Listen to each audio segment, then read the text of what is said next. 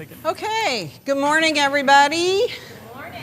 Good morning. Hey, I'm Rebecca Rusk. This is Clemens Vingert. Hello. And we are your happy co-chairs of World WIAD Day 2016 ATL. Thank you all for coming. So before we get started, we would love to know the audience, know your user, customer, people. How many people in here are practicing information architects? Righteous. Okay, how many people work in some kind of UX and design and interface with, okay, awesome. Right. How many people are students?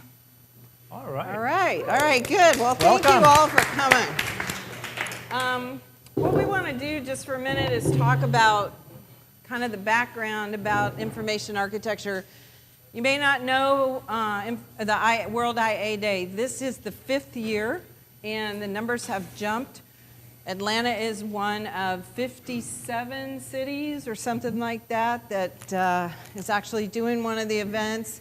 You might have seen up on screen coming in, there was some video. That was from Zurich.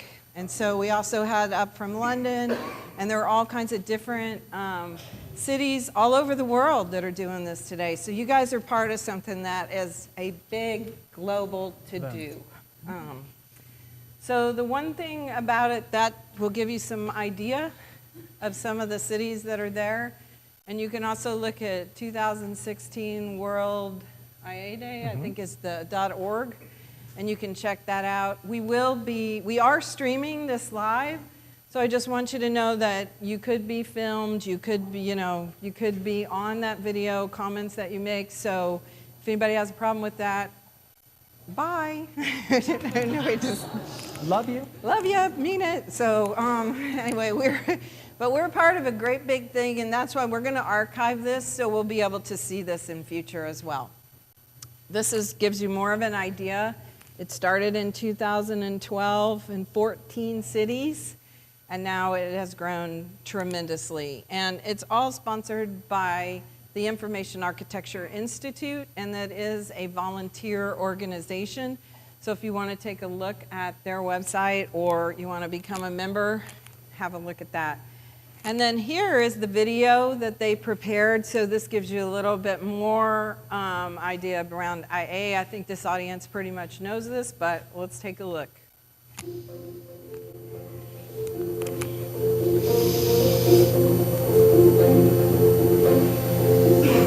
Our world is filled with information.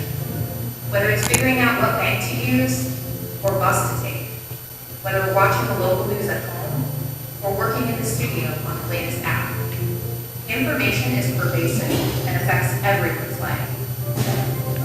Nowadays, we see information being architected by people holding all sorts of titles, coming from all walks of life.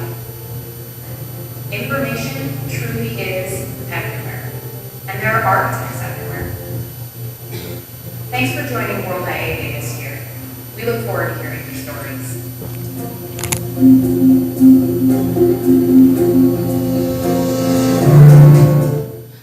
So hearing your stories is a big part of what this is about. So during the day today, please ask the speakers questions.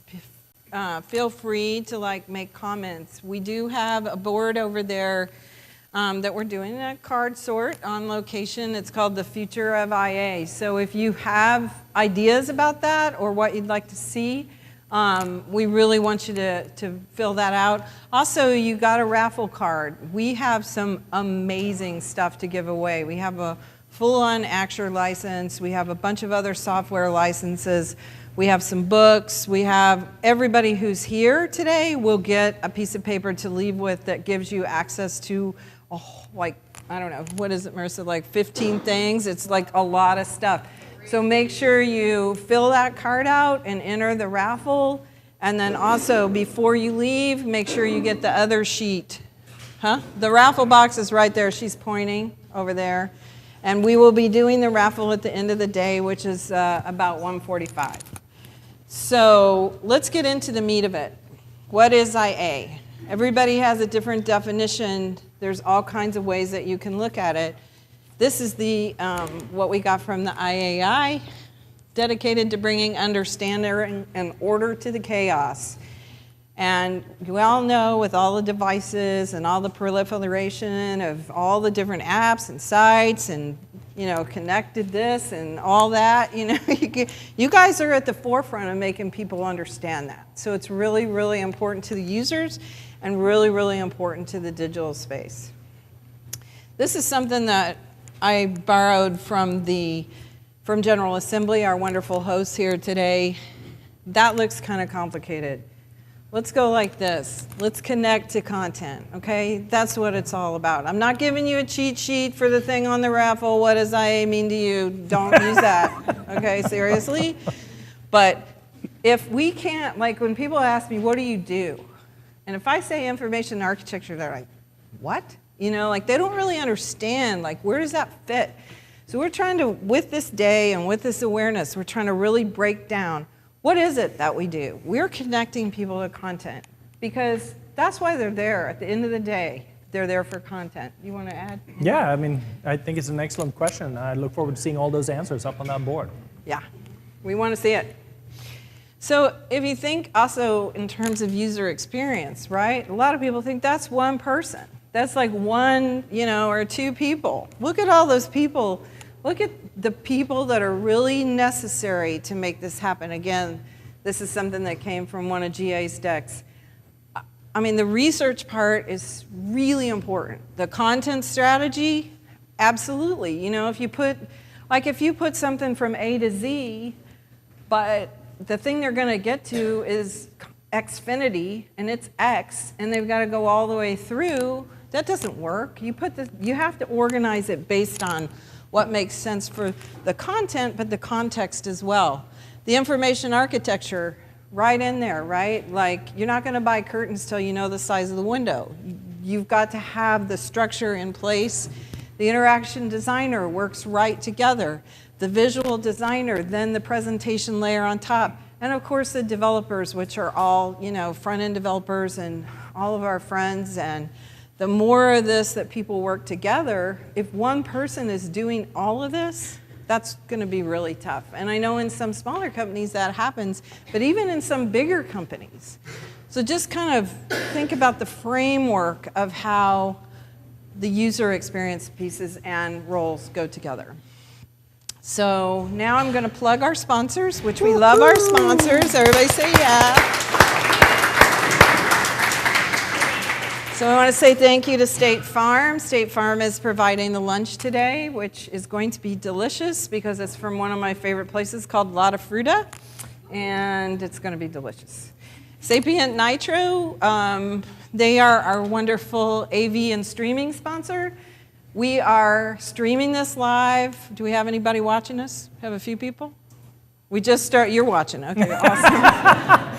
We weren't promoting it ahead of the show because we wanted to make sure you guys showed up in person. But we will be archiving it and we will have it as well. And then like we were watching Zurich and some of the other cities are watching us as well. Tech Systems, we love Tech Systems as well. They did all the coffee and water and all that you see over there, which they're going to be supplying beverages all day. Really appreciate it. Awesome. And Proficient, we like them. Really awesome with all the breakfast stuff, and they're over here in this corner. They're here in the front, so talk to them, please. And we really appreciate they sponsored the networking session that we just had. The location here at General Assembly, it was really nice at General Assembly to give us this space. It's one of the hardest things about putting on an event is finding the right space. Really like this because it's such a creative, collaborative space. Beautiful place. And Clever Experience, which is the company I'm with, did a lot of organizational support for this thing. So we love Clever. And these are the global sponsors. These are some of the companies that donated items, both gave stuff to the national guys, and a lot of these people gave licenses, books, all the stuff for the giveaway. So we love them as well. So just a quick hit on the agenda. We're going to go right into the panel here in a second about the state of information architecture. Then we've got a keynote from Aaron Walter from MailChimp, and we've got the lunch. And then we've got some short talks that we're going to have, and then the raffles around 1:45. So you know, we're trying to make this flexible and kind of go with some Q&A from the audience. So if we don't hit these numbers precisely, it's, you know, but we're going to get you out of here by 2 because it is Saturday and we appreciate you gave up a Saturday to be here. And I might need a cocktail. Okay. I might too. And there's the Twitter handles. So if you guys are Tweeter kind of people, hit it for us, please. And we'd love to say that World IA Day would trend today. Well, I guess that remains to be seen. We will state. Do you want to add anything? No. All right. Well, then let's go right on into the first panel. And you guys want to come on up and we will hit it.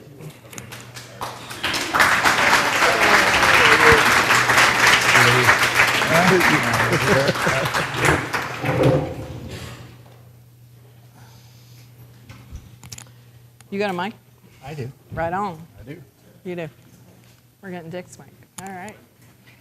So we're getting mics for the stream, but in the room we are shouting. So if you guys, because of the way it's set up here, if you guys cannot hear something, wave at us and say up, speak up, okay? Because we also have some more chairs up in the front. Don't be shy. You can come up. And you don't have to sit where your picture is. Okay.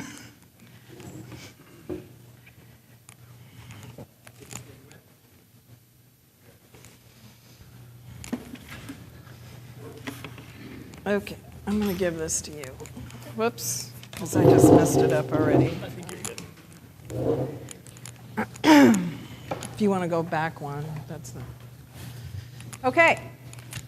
So when we did the quick intro earlier, we heard from some of you that you're really in this space.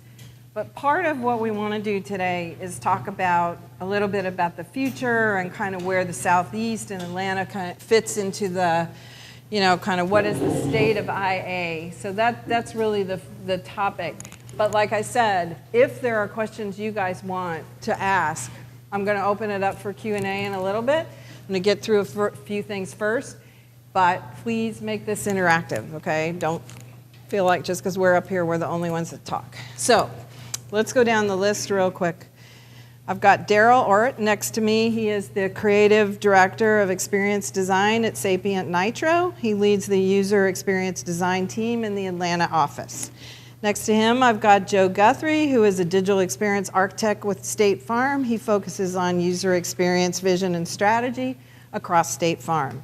And then on the end, we have Dick Hinneman, who's the director of the master's program in HCI, Human Computer Interaction, at the Georgia Institute of Technology. And he's a professor of the practice in the School of Interactive Computing. So what I'm going to do first is go down the row and let each one of them tell you themselves about their day jobs. So Daryl, you want to start out? Oh, sure. Well, when people ask me what I do, my day job, let's go to meetings, but we'll get a little bit deeper than that. But no, we're Sapient Nitro. We're a digital marketing agency.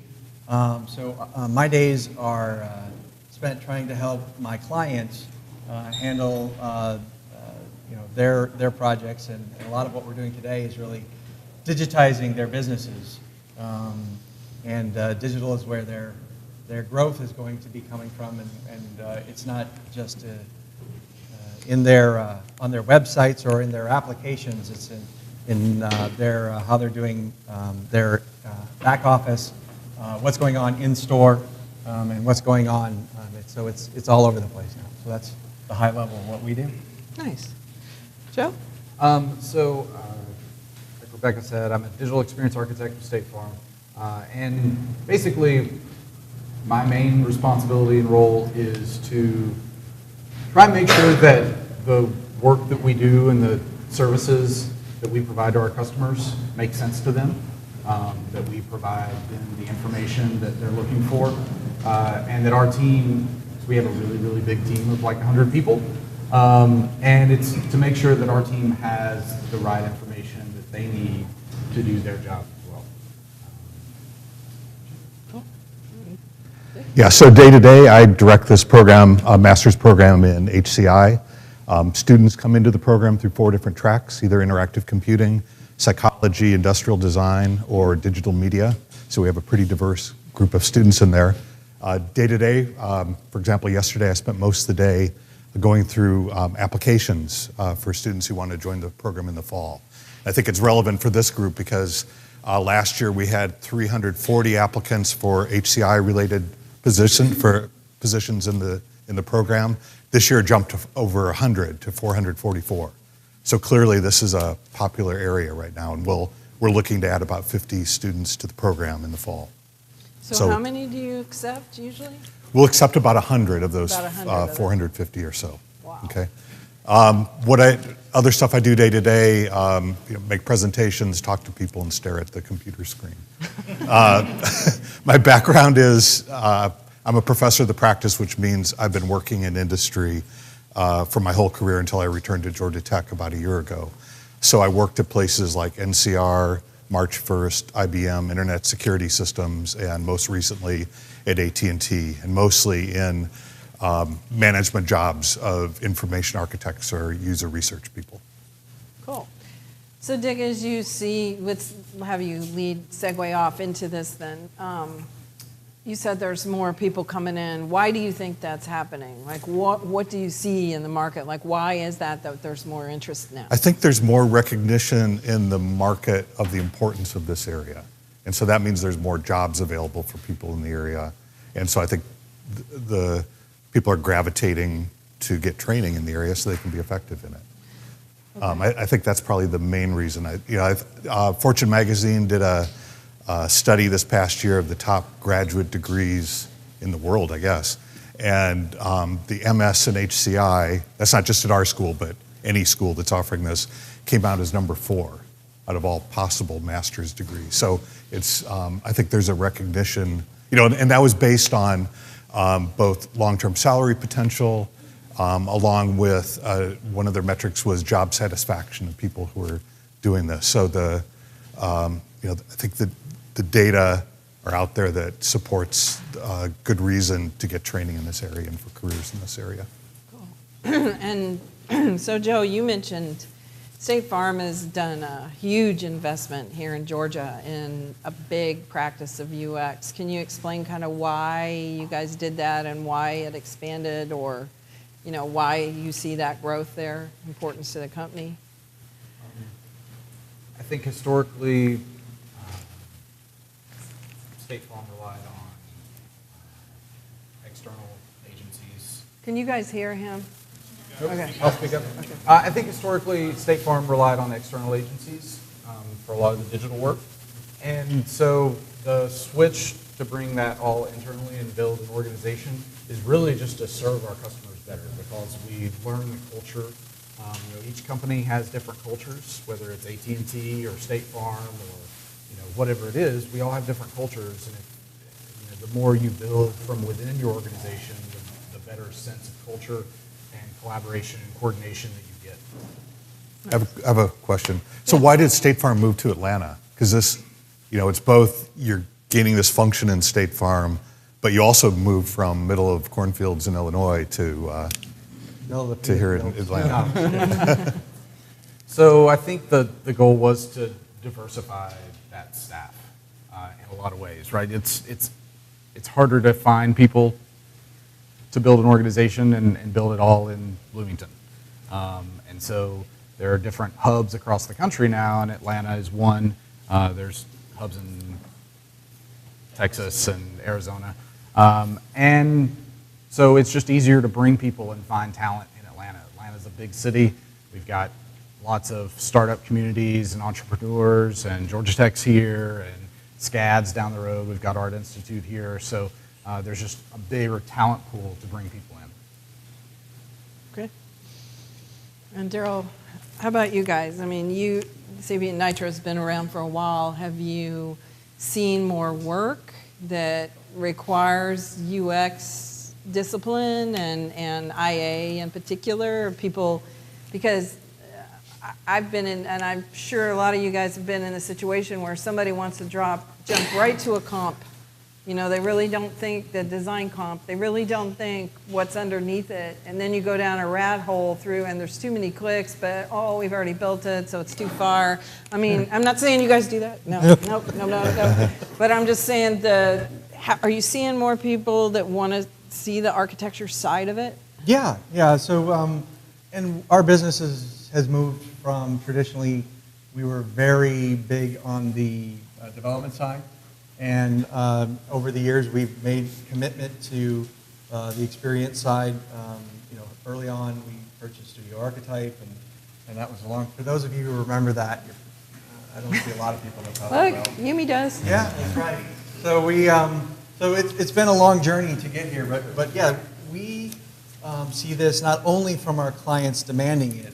We see it in a lot of our work comes through requests for proposals, RFPs, and you'll see that in the requests now, almost all the time. You know, they'll want design, they'll want wireframes, they'll demand, you know, those kind of deliverables. And we also find that it's not where it used to be kind of an upfront thing where the user experience, the IA would happen in the first few weeks, months of the project, and then you would see it later. At some point, it would be maybe in testing, you know, like what happened to my design. But you know, it's much more of a continuous process now. It's not just something that happens up front and then gets handed off. It's something that happens, as you said, as you find out more and more of what your requirements really are, of what the technology can do, right? Just because we can, the nice thing about being an IA, and I think one of the reasons why it's so popular, is that you're building a world that doesn't necessarily exist right now or yet. And so you're thinking big. And sometimes we think a little bit bigger than the technology can support, or the technology can support economically. We can do that, but we need 30,000 servers, and we've got 5. So, you know, those are the kind of things that once we find those out, we have to redesign or pivot. And I think it's been, there's a realization that the design doesn't happen up front, it happens throughout the process. I think one of the underlying trends behind all this is there's more functionality in what we're building. So it isn't like when Tom and I were at March 1st, it was kind of doing online brochures, basically, you know, a long time ago. But now there's a lot of functionality, and so to get that functionality right, you really have to have someone who's focused on understanding how to organize the pieces and how it should be represented on the screen, which was, before it used to be more about marketing, and now it's more about actually doing things. So I know when I was at AT&T, it was just there was a lot of job security there because there was so much stuff that had to be added to AT&T.com to enable that site to do all the things that the business wanted it to do. Right. So, Sophia? Can I just make a suggestion real quick? Sure. I know I'm having a little bit of problem hearing, and I'm in the middle. There's a lot of seats up here. Yeah. Can it take 30 seconds if y'all are in the back and you all... Yeah, if you're having trouble hearing, come on up, because, yeah, the amplification in this room is, Good. we need speaker support.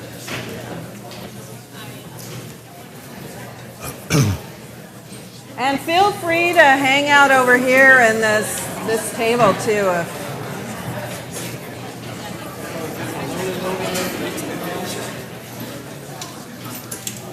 Thank you, Sophia.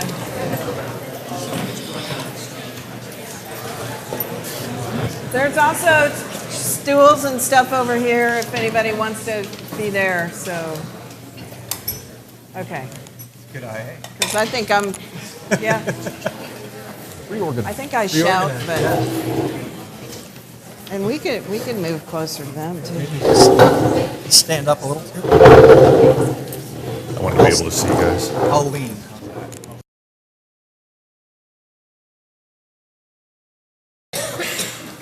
All right, thanks, Sophia. It's always about the user, man. If they can't hear, then. So let's talk about, Joe touched on it some, but let's talk about it a little bit more detail.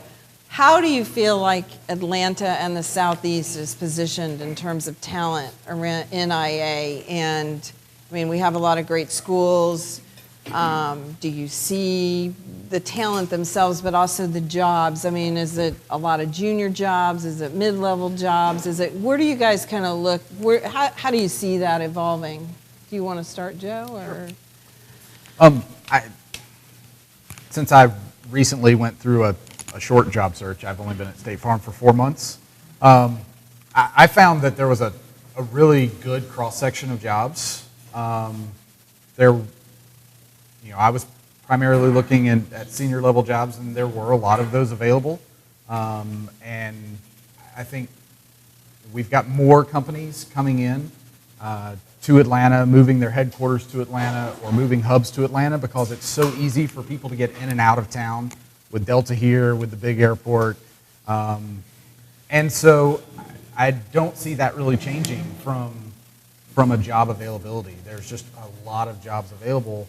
And so companies have to be more creative with how they attract candidates because candidates sort of have their pick of the litter in a lot of ways with what they look for and what they search for. And so.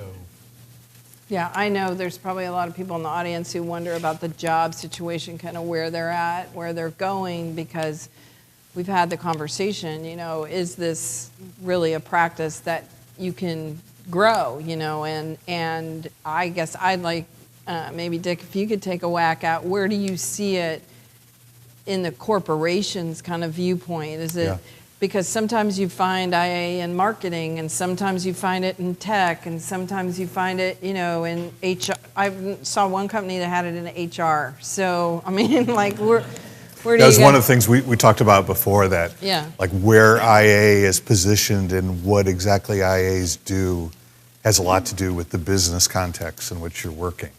So, for example, when I worked at AT&T, it was very much a marketing-driven company. And while we weren't in the we were in a design function, but the IA really played a key role in translating business requirements into the design on the technical side. When I was at Internet Security Systems and IBM, it was very much a technology-focused company. And so there the IA function was closely aligned with the technologists and not on the business side.